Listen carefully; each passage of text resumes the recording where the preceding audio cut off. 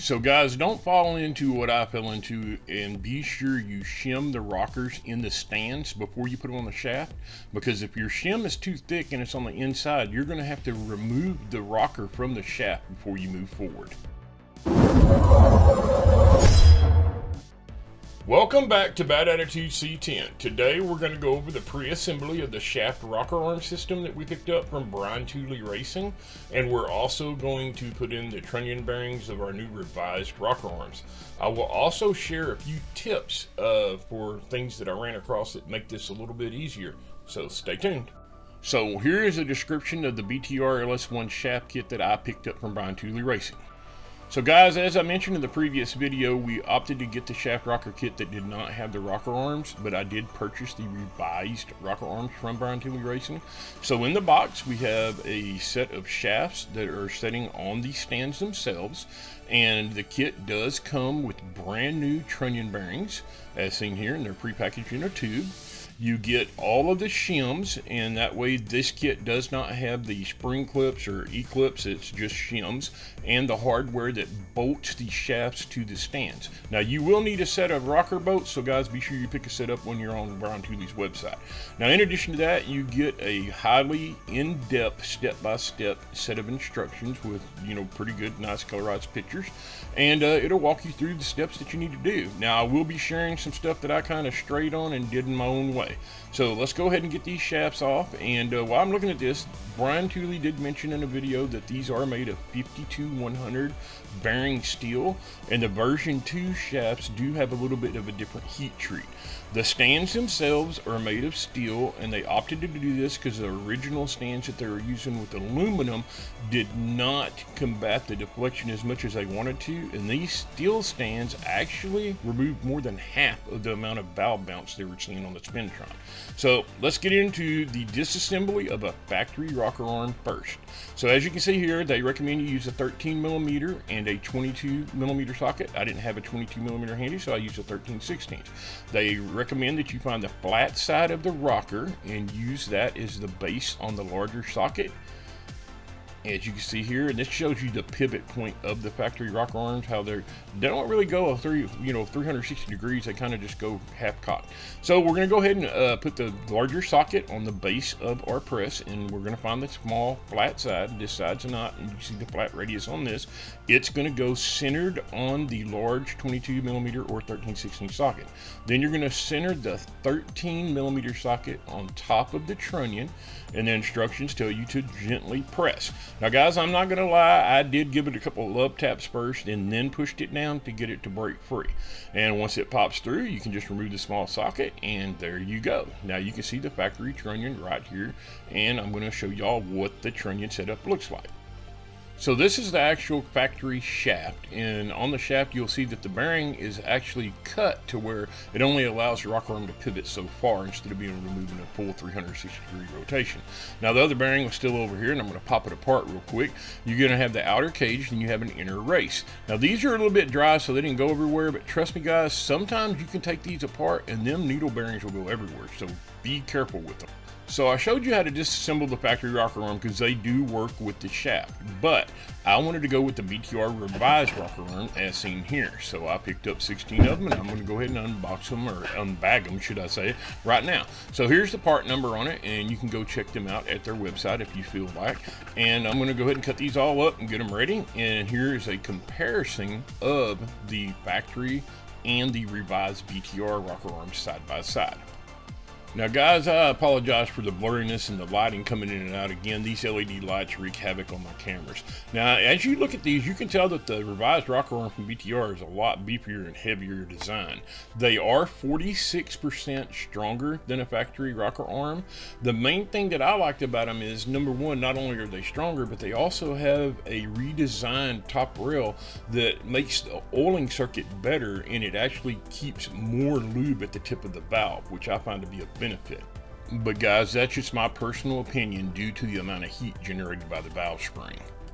So up next guys, we're going to get these trunnion bearings out of these sleeves and get them laid out on a shop towel so we can start going on ahead and installing the bearings in our new revised rocker arms. So as you remember in the instructions, it first shows the rocker assemblies and how to take the factory ones apart, and now we're going to move over here to step 2, which is going to tell us how to install the trunnion bearings. Now, one thing I want to stress here is it tells you that the trunnion bearings, there is lettering or numbering on the outside that needs to be facing outward, and here's a picture of it, and on the opposite side you can see the needle bearings themselves. So be sure the letters are facing out. Now guys, if y'all remembered on the factory rocker arms, we did want the flat side to be face down, but since these bearings are going to be installed on both sides, it really doesn't matter. Now I'm using a thick washer between my arbor press and the bearing itself, and that's just my personal preference. It's not needed, but I'm going to go ahead and press in the first one, and as you can see, flip it over, and I'm going to put the next bearing on, and remember the lettering faces out on both sides. Now the little plastic plugs I am going to leave in here because they can keep the bearings from falling out, and when we install these later, I'll show exactly how we're going to do it. Now I'm going to bore y'all and make y'all watch every bit of this, so I'm going to go ahead and do a few more so you get the gist of things. But after I complete pushing all of the bearings into the rocker arms, I am going to go ahead and grab them and go ahead and put them back on the press and give them a little tap to be sure that everything's flush on both sides. So once we finish that up, we'll get on to the next step. With our rocker arms now readied and the trunnions installed, it's time to move to the next step. So we've already done the disassembly of a factory rocker, installed the new trunnion bearings in our new revised, and now it's time to move to our shafts. Now, these shafts, what we're going to do is apply a thin layer of oil, but I'm going to do this after I get the rocker arms on, and that's why I'm going to use the stem. Now, if you notice, they say to put the shafts with the rocker arms facing down, so it'll help with the notches and keep the bearings in place. Now, remember them little plastic plugs here in this video? I know my big hands are in the way a little more than they should be, and I apologize for that, but basically what I did is I put pressure on it and I pushed through, and the little plastic cap comes in the middle. I raised the rocker arm up, stick it, and then I pushed it the rest of the way through and took the one off the end.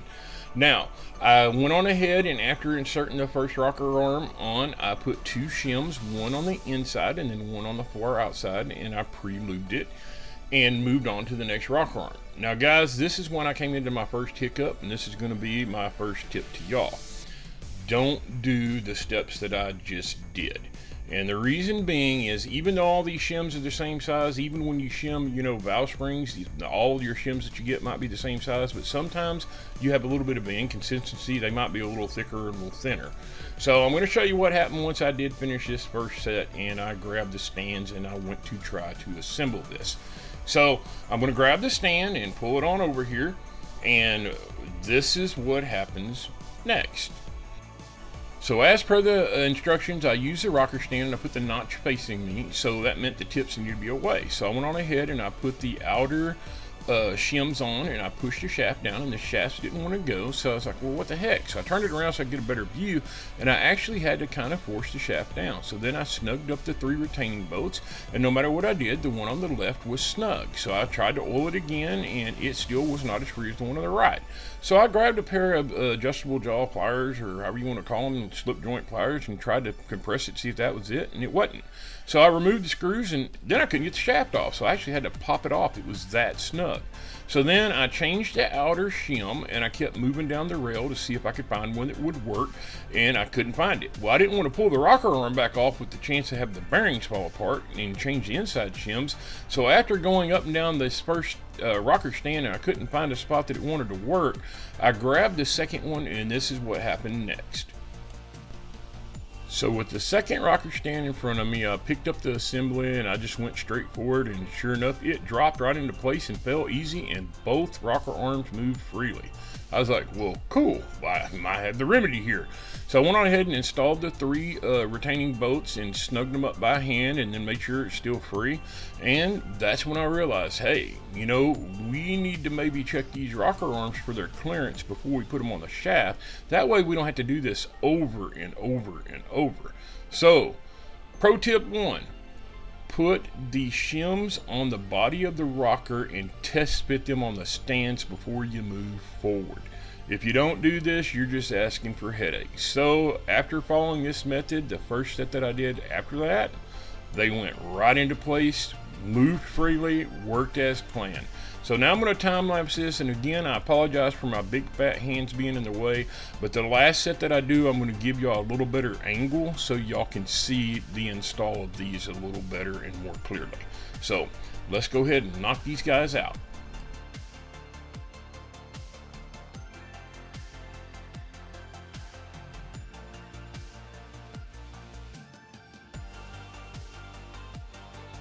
So instead of y'all just listening to the same music play and watching the same monotonous feature or task go over and over and over, I figured I'd pop in real quick and throw this in as a tidbit.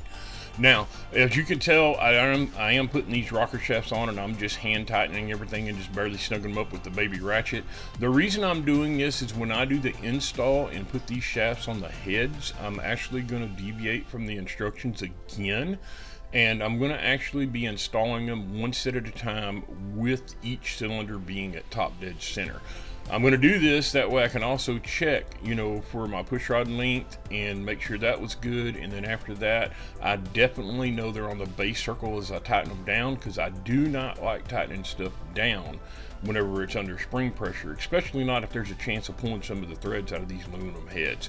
So again, here in a second, I'll change the camera orientation so you can see the way that these are installed a little bit better. And again, I apologize for not having the cameras in a good spot originally.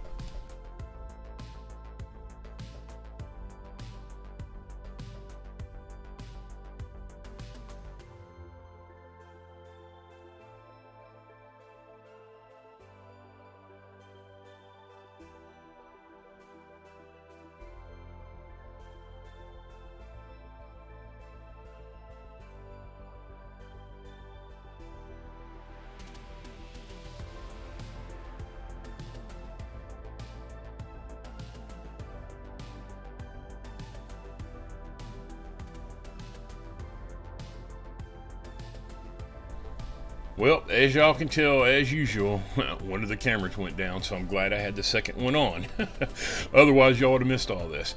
So I'm going to go ahead and finish up with this one set right here and snug everything down. And again, I'm going to go ahead and reposition these stands and everything.